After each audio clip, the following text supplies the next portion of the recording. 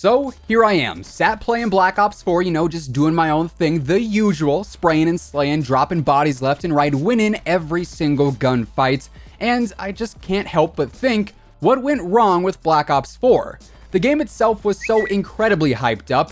Treyarch themselves held a one-of-a-kind reveal event, they hyped up the boots-on-the-ground gameplay, they claimed this Call of Duty was going to be the most updated title in franchise history, which theoretically means it should also be one of the most refined and polished games that we have ever seen. But in the eyes of many, that is just not the case. And while personally I really truly do enjoy playing Black Ops 4, certain aspects of this game that do carry the more negative connotations with them predominantly overshadow most of what I actually enjoy about the game. So today let's sit back and chat. Let's break down what exactly went wrong with Black Ops 4. What's up guys, Zacher Immortal here, welcome back to the channel, and as always, thanks for stopping by. If you are new here, we are getting super close to 50,000 subscribers, so if you are looking to stay informed when it comes to everything Call of Duty related, ranging from news to leaks to rumors to updates and everything else in between, feel free to hit that sub button and join the notification squad, that way you'll always know right when a new video gets posted, and as always, if you do enjoy the video, a like rating really does help out, and it is much appreciated. And now let's get into what went wrong with BO4. Now, for this, let's start back at the very beginning at launch back in October of 2018. The game initially launched and it felt relatively good. Manual healing was a brand new feature to the franchise, and it's something that personally I really do enjoy, and 150 health was also a major game changer when it came to multiplayer gameplay. Of course, we did experience this stuff in the beta though, so it wasn't like they were never before seen completely out of the blue features. Nonetheless though, it did take some getting used to, but at the end of the day, those were two brand new features that people did end up having mixed opinions on. I, for one, like I said, personally am fine with both of them, but others do feel differently. Aside from that, the maps felt pretty good, the weapon variety was a little lacking, but the weapons we did have available were all pretty solid, and overall multiplayer I thought was a pretty good experience. I grinded it on a daily basis, unlocked Dark Matter and hit Prestige Master, and for the first time in quite some time, I didn't feel burnt out after doing so. Blackout I didn't really experiment with too much at launch just because I was so heavily invested into multiplayer at the time, but in the time since, Blackout has easily become my favorite mode in the game, hands down, no doubts there. So initially you would think Black Ops 4 was overall pretty good, right? At least that was my thinking. Then Operation First Strike was introduced into the game in late October, and it added in the black market, which unfortunately would become the prime focus of Activision it seems, because pretty much every single week the black market is getting updates while the rest of the game is, well, left in the dust. But we'll circle back to this a little bit later on. Anyways, Operation First Strike brought us 200 new tiers and a contraband stream, which was pretty similar to a battle pass that you would find in other games. And at the time, every single item in this contraband stream was cosmetic only, meaning it was largely comprised of various stickers, calling cards, camos, and mastercrafts. Nothing, literally absolutely nothing in Operation First Strike altered the gameplay in any physical way, shape, or form. Now, obviously, you could grind out those 200 tiers and unlock every single item for free if you had the time, or you could end up paying 100 COD points or $1 per tier to unlock the items faster.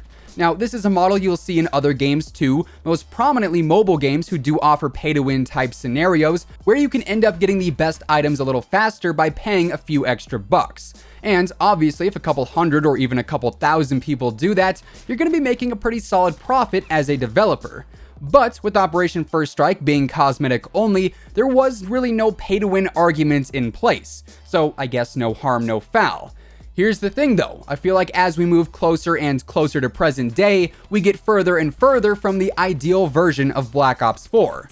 Now, because there are other YouTubers out there like myself, and because people are generally impatient, I'd venture to say quite a few players ended up buying tiers to speed up the grind process during Operation First Strike. And you can bet your money, or better yet, bet your COD points, that Activision noticed that, so when it was time for Absolute Zero to come around in December, they added in less tiers, dropping the total count down from 200 to 100, but they did add in a few more worthwhile items in DLC weapons, actual game-changing guns, with the SWAT and the Daemon. So this was a step up from the cosmetic-only mastercrafts, but the other 98 tiers didn't really change all that much. If anything, they took a step back. There were plenty of calling cards and stickers and sprays and things that, well, let's be honest, don't generally carry much weight in a first-person shooter when compared to things like the DLC weapons and camos.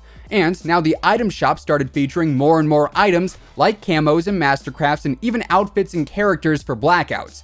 Obviously, that stuff is a lot more valued in a game like this than the stickers and the calling cards, etc., etc.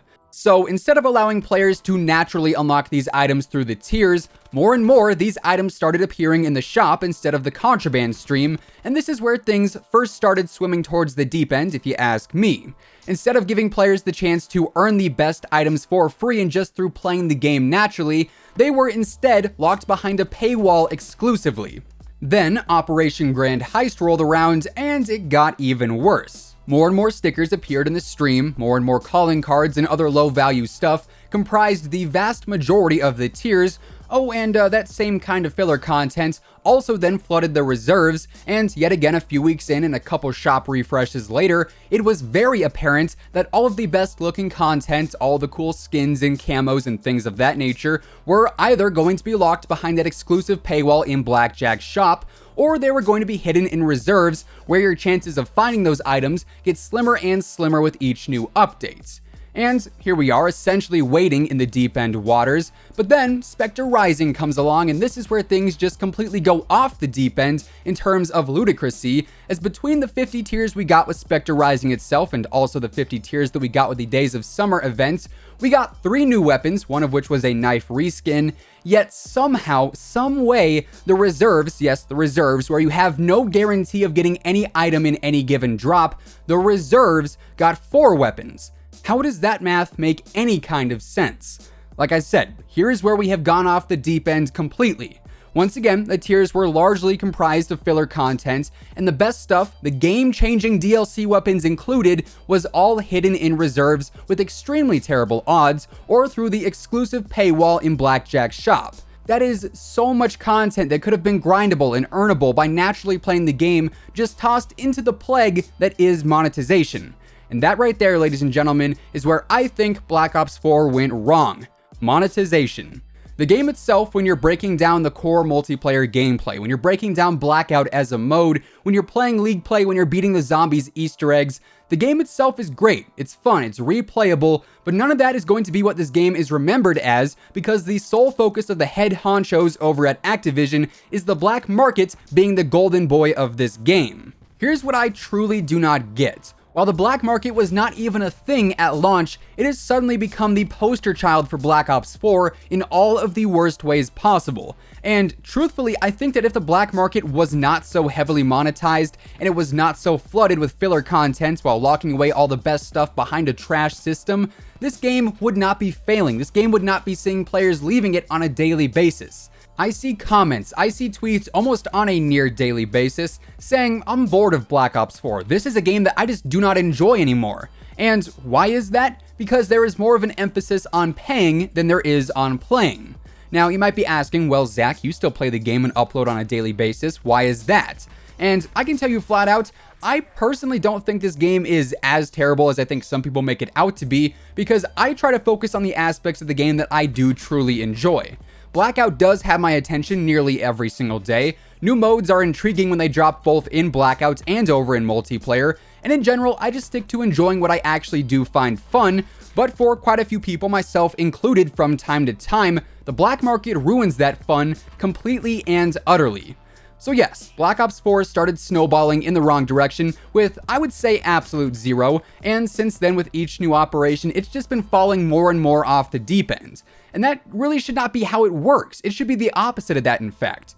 Generally speaking, Black Ops 4 is the most updated game in Call of Duty history. It gets new modes and new playlist refreshes and new items every single week at the bare minimum, but these new updates are oftentimes causing more harm than good, and that all comes back to the monetization, and that sucks. I enjoy Black Ops 4, like I've said time and again throughout this video. I don't think this game is terrible, not by a long shot. But the monetization ultimately has held back and still is holding back this game from being a far superior product. And with Treyarch now focusing heavily on the 2020 game, and with only 2 operations left before Modern Warfare comes out, I honestly don't know if there is enough time left to save this game. Now, we do have contracts coming up, and I'd say those do have some potential, but I can't say my hopes are necessarily high there because, as history shows, Activision and/or Treyarch, whoever really is the driving force in these decisions, seems to be a lot more focused on optimizing the monetization updates over everything and anything else. And that right there is where things went wrong.